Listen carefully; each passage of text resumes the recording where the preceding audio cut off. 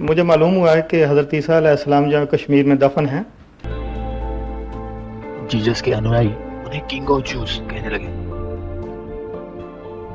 ऐसी कई बातों की वजह से 31 से 33 एडी के बीच उन्हें क्रूसीफाई किया गया और उसी दिन शाम उन्हें नीचे उतारकर टॉम में रख दिया। जब इसनी दोस्तों ने टॉम में से जीसस को निकाला तब वो बेहोश मगर जिंदा थे। लगभग 6 महीने ठीक होने के बाद जीसस वापस भारत में कश्मीर आए। जीसस को कश्मीर आने के बाद सब लोग उन्हें ईसा नाम से जानने लगे, जिसका मतलब जीसस होता है। जीसस एक ऐसे पैगंबर है जिनकी शादी नहीं हुई और उनका उल्लेख कुरान के 93वें वर्ष में पाया जाता है। लगभग 85 साल की उम्र में जीसस का श्रीनगर के ग्यानर डिस्ट्रिक्ट में निधन हुआ। क्या यीशु मसीह का कब्र भारत में कश्मीर के रोजबल नाम के जगह में मौजूद है? आजकल जब आप YouTube ओपन करते हो तो आपको लगातार मसीहत के विरोध बात करने वाले हजारों वीडियो मिल जाएंगे।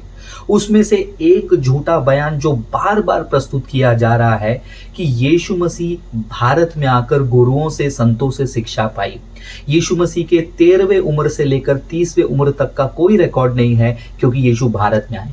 इस बयान का खंडन हमने कई बार किया था, लेकिन लगातार वीडियोस अपलोड होते जा रहे हैं, इसलिए एक बार फिर से मैं डिस्क्रिप्शन में इस बयान को खंडन करने वाला वीडियो का लिंक दे रहा हूं, आप जरूर देखिए। लेकिन इस वीडियो में हम एक और मुद्दे पे बात करने जा रहे हैं। क्या यीशु मसीह का क्रूस पे मृत्यु नहीं हुआ?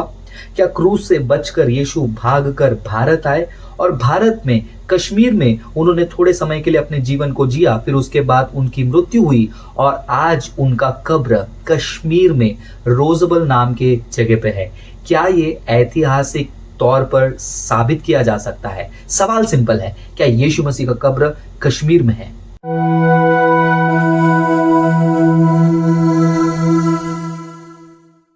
यीशु का क्रूस पे मरना, उनको दफनाया जाना, उनका तीसरे दिन पुनरुत्थान होना, ये ऐतिहासिक तौर पर कई सारे लेखकों ने स्कॉलरली किताबें लिखी हैं और इन बातों को साबित किए हैं। लेकिन एक मिनट के लिए सारे बातों को साइड में रखते हैं और इस मुद्दे पे बात करते हैं, क्या वाकई में कश्मीर में यीशु का कब्र है? लेकिन ये कश्मीर में यीशु का कब्र आने का थियोरी, ये कॉन्स्पिरेसी या फिर ये मुद्दा किसने शुरू किया, ये जानना बहुत जरूरी है।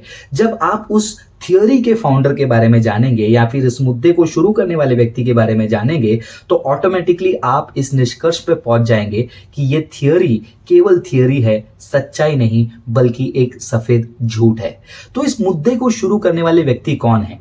उनका नाम है मिर्जा गुलाम अहमद कादियानी। ये व्यक्ति मुसलमानों के कम्युनिटी में एक सेक्ट है जिसे अहमदिया मुसलमान कहा जाता है। तो ये अहमदिया मुसलमान सेक्ट के फाउंडर हैं।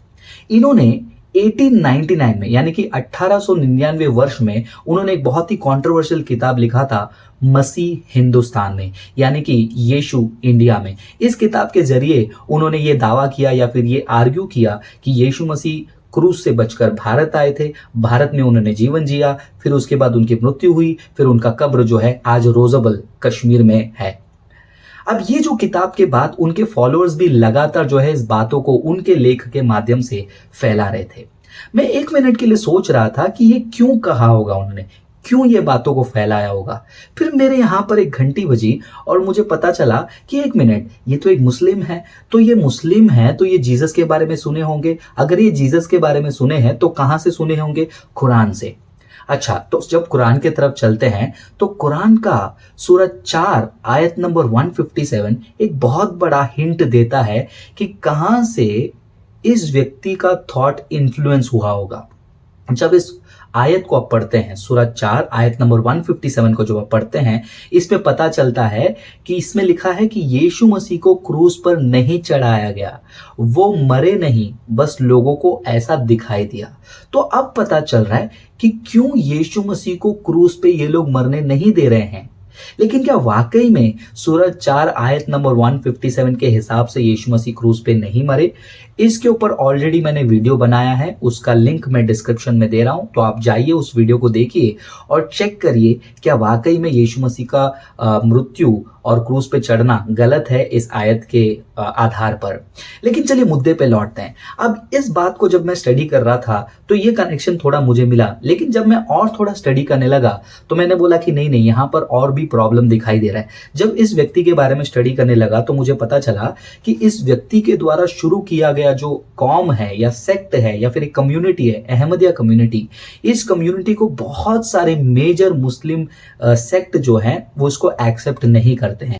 तो कुरान में साफ अल्फाज में अल्लाह ताला फरमाते हैं कि मोहम्मद सल्लल्लाहु अलैहि वसल्लम आखिरी नबी है और आखिरी रसूल भी है। लेकिन ये लोग कहते नहीं, मिर्जा गुलाम कादियान वो भी एक नबी है, उनके ऊपर रिसालत नहीं लेकिन वो भी नबी है। तो जो भी मोहम्मद सल्लल्लाहु अलैहि वसल्लम के आखिरी नबी और रसूल होने से इनकार करता है तो वो इस्लाम के दायरे के बाहर है। कई जगहों पर अहमदियों को काफिर कहा जाता है, उन्हें हज जाने का भी अनुमति नहीं है, यानी कि मक्का जाने का अनुमति नहीं है। मेरा सवाल ये है कि अहमदिया को मक्का जाने की इजाज़त क्यों नहीं होती? तो हम तो ला इलाहा इल्लल्लाह मोहम्मद रसूलुल्लाह पढ़ते हैं ना, तो हमें लोग कभी काफिर कहते हैं। तो ये तो जो गवर्नमेंट है ना वहाँ की, उन्होंने जुल्म करते हैं हमारे पे, जाने की इजाज़त नहीं देते बहैसियत अहमदी। लेकिन ये सारी बातें मैं आपको क्यों बता रहा हूं? मैं इसीलिए बता रहा हूं क्योंकि जब आप इस व्यक्ति के रूहानी खजाइन नाम के किताब को पढ़ेंगे, जो इनका लेक्चर है, उनके वॉल्यूम्स को जब आप पढ़ेंगे तब आपको बहुत ही शॉकिंग बातें देखने को मिलेगा।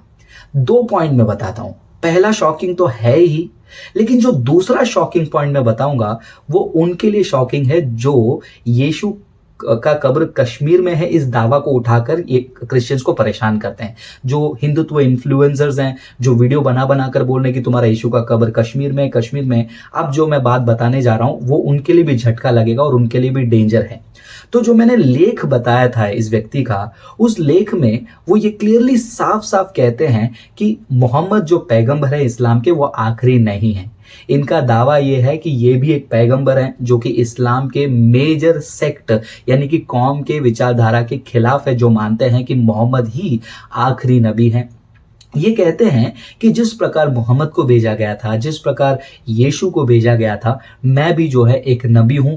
पाप के बारे में लोगों को मैं वार्निंग देने के लिए आया हूं। लेकिन सबसे इंटरेस्टिंग बात उन्होंने अपने रूहानी खजाइन में ये बताया कि यीशु मसीह का जो मृत्यु हुआ, यीशु मसीह का जो कब्र है, उसके बाद वो जो व्यक्ति आए हैं वो कोई और नहीं, वो यीशु हैं। और उन्होंने उसके लिए बहुत सारी बातें बताई हैं। अगर आप पढ़ना चाहते हैं तो मैं लिंक दे देता हूं, आप पढ़ लीजिए, जिसमें वो कहते हैं कि जिस प्रकार एलिया वापस से आने वाले थे पर एलिया नहीं आए थे, जॉन द बैप्टिस्ट आए थे, ठीक उसी प्रकार जैसे यीशु मसीह रिटर्न आने वाले, यीशु मसीह रिटर्न नहीं आएंगे और यीशु मसीह के बदले जो है ये व्यक्ति कादियानी आए थे करके उनका दावा है। तो ये पहली बात है जहां पर हमें क्लियरली पता चल जाता है कि क्यों जबरदस्ती ये कादियानी जो है कश्मीर में यीशु का कब्र रखने की बात कर रहे हैं, क्योंकि वो और उनके फॉलोअर्स ये साबित करने की कोशिश कर रहे हैं जो यीशु मसीह होकर चले गए थे उनका वापस से जो है, जिस प्रकार एलिया आने का दावा किया था, यीशु मसीह आने का दावा कर रहे हैं और उसकी पूर्ति जो है ये व्यक्ति यानी कि मिर्जा कादियानी जो है पूरा कर रहे हैं। तो आपको समझ में आ गया होगा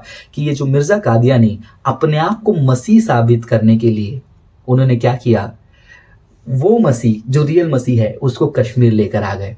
और बाइबल आपको क्लियरली कहती है कि अंतिम दिनों में बहुत सारे लोग आकर कहेंगे मैं ही मसीह हूं, मैं ही मसीह हूं। तो उनमें से ये भी एक व्यक्ति है जिन्होंने अपने आप को मसीह कहा था उनके रूहानी खजाइन किताब में।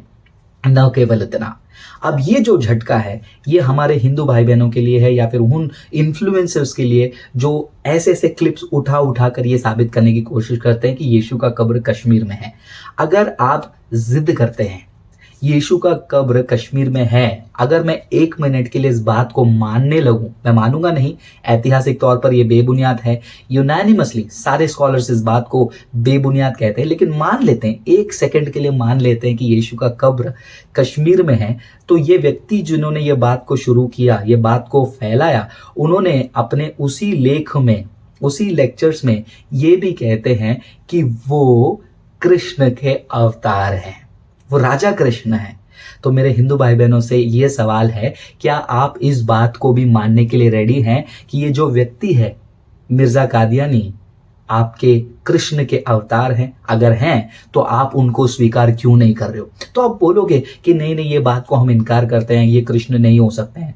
यानी कि आप मसीहत को तौलने के लिए एक मापदंड और अपने विश्वास को तौलने के लिए एक मापदंड लेकर जा रहे हो। तो प्लीज जब भी आप कोई सोर्स कोट करते हो क्रिश्चियनिटी के खिलाफ, आपको जानना बहुत बहुत जरूरी है कि वो सोर्स कितना ऑथेंटिक है, आपके ऊपर कितना बैकफायर कर सकता है। न केवल इतना, मैं आपको और 3 मुख्य बात बताना चाहता हूं जिसे सुनकर आप मान जाएंगे कि ये थियोरी बेबुनियाद है। सबसे पहला, यीशु मसीह को क्रूस पे चढ़ाना। यीशु मसीह को डायरेक्टली लेकर जाकर क्रूस पे नहीं मार दिया गया। क्रूसिफिक्शन का एक प्रोसेस होता है, यानी कि एक व्यक्ति को क्रूस पे मारने से पहले उसको पहले ही मारा जाता है। उसके हाथ को बांधकर फ्लॉगिंग किए जाते हैं, चाबुक चलाया जाता है, और यीशु मसीह के केस में भी ये हुआ। इसके ऊपर डिटेल में मैंने वीडियो बनाया है जिसका लिंक मैं डिस्क्रिप्शन में दे रहा हूं, क्योंकि बहुत सारे हमारे मुस्लिम स्कॉलर्स भी हैं इस बात को इनकार करते हैं कि यीशु मसीह का क्रूस पे मृत्यु नहीं हुआ होगा। तो मैंने साइंटिफिक तरीके से और हिस्टोरिकल तरीके से इसको साबित किया है कि यीशु मसीह का मृत्यु होना अनिवार्य था, क्योंकि जिस प्रकार से यीशु मसीह के ऊपर चाबुक चलाया गया, उनको कांटों का मुकुट लगाया गया, उनको कील लगाए गए, इसमें उनका मृत्यु होना अनिवार्य था, जिसके बारे में डिटेल वीडियो आपको डिस्क्रिप्शन में मिल जाएगा। तो पॉइंट यहां पर यह है कि यीशु मसीह को क्रूस पे चढ़ाने से पहले उनको जिस तरीके से मारा गया था और क्रूस पर जिस तरीके से उनको लटकाया गया था, इससे साफ साबित होता है कि उनकी मृत्यु हुई होगी।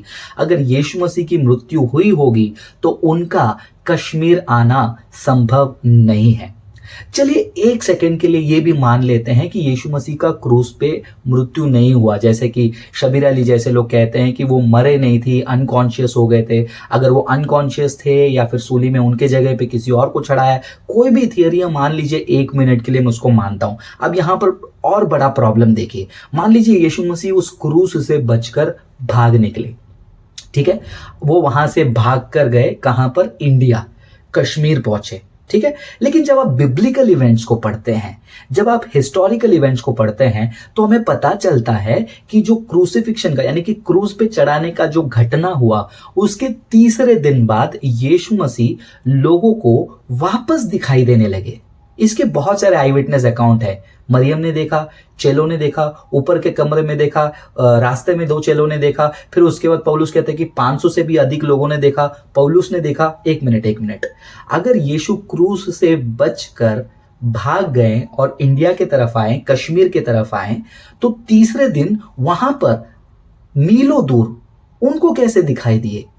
अगर मान लीजिए दिखाई भी दिए, कोई चमत्कार हो गया कि यीशु मसीह के पास उस टाइम पे पुष्पक विमान था जिससे वो उस जगह पे जो है गोलगोथा पर्वत से लेकर उड़कर जो है फटाक से 3 दिन में कश्मीर आ गए, फिर वहां पर 3 दिन में वापस से वहां पर चले गए, लोगों को दर्शन दिया, फिर उसके बाद वहां से उसी पुष्पक विमान को लेकर वो कश्मीर में आ गए, वहीं पर जीने लग गए।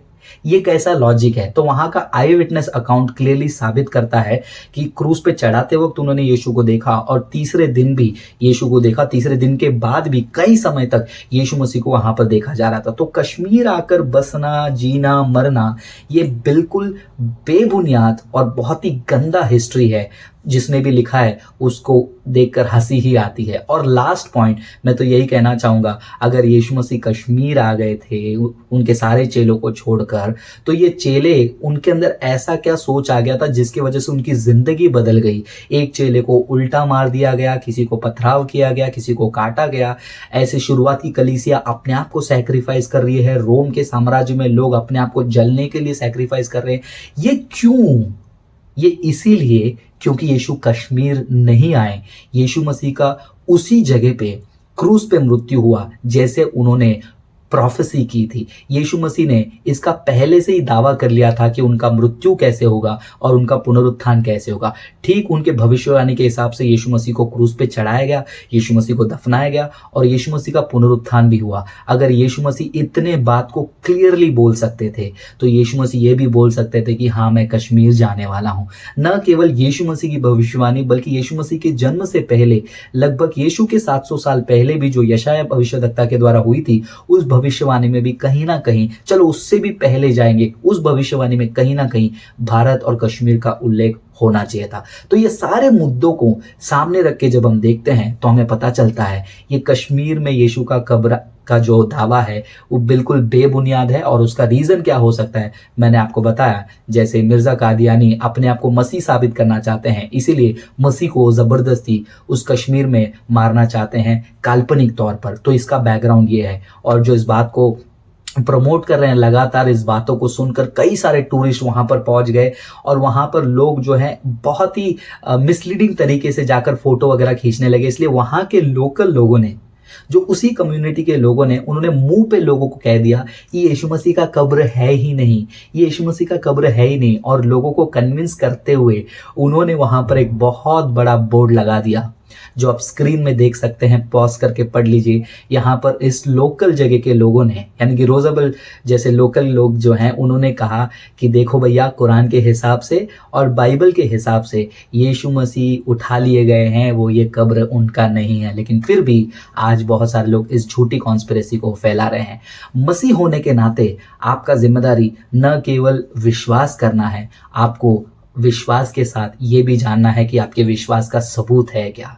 इसे डाउट नहीं कहते हैं, इसे कहते हैं रीजनेबल फेथ, वाजिब विश्वास, जहां पर आपका विश्वास अंधा नहीं, हवा में नहीं, बल्कि उसका सबूत इतिहास में है। ये सुंदरता है क्रिश्चियनिटी का, ये सुंदरता है मसीहत का कि हमारा विश्वास अंधा नहीं बल्कि सबूतों के आधार पर है। आशा करता हूँ ये वीडियो आपके लिए काफ़ी इन्फॉर्मेटिव रहा है। अगर आप ऐसी और लगातार वीडियोस देखना चाहते हैं, इस चैनल को ज़रूर सब्सक्राइब करें। कमेंट करके बताइए इस वीडियो में आपको कौन सा भाग अच्छा लगा, और ज़रूर इस वीडियो को अपने चर्च के ग्रुप में, अपने मित्रों के साथ और उन मसीह विरोधियों के साथ शेयर करिए जो ये दावा करते हैं यीशु का कब्र कश्मीर में है। तो साफ साबित हो गया कि यीशु का कब्र कश्मीर में नहीं है। यीशु जीवित है, वो लेने के लिए बहुत जल्दी आने वाला है। क्या आप तैयार हैं?